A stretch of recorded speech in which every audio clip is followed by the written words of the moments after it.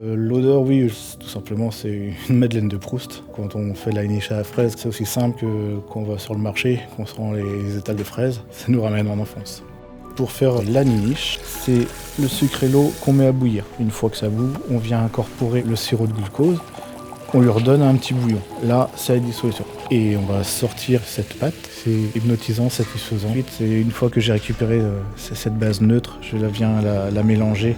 On aromatise avec des arômes naturels de fruits. Une étape très importante, c'est ce qui va donner le goût et la couleur visuelle. On va venir refroidir la pâte. Alors, le confiseur, il vient refroidir les bords par pliage. On vient claquer la pâte pour justement refroidir jusqu'à cette texture voulue. Au bout d'un moment, il prend une petite boule de pâte et il va venir faire des gestes pour étirer cette pâte. Elle va blanchir gentiment, ces fameuses bandes blanches sur la niche.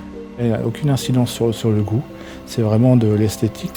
Une fois que la pâte est toute bonne à mettre sur la machine, ça passe dans une fileuse et après ça passe qu'on appelle une découpeuse enveloppeuse et qui va venir découper à la taille de la niche, puis ensuite l'envelopper directement avec le papier et introduire le bâton qui sort en niche.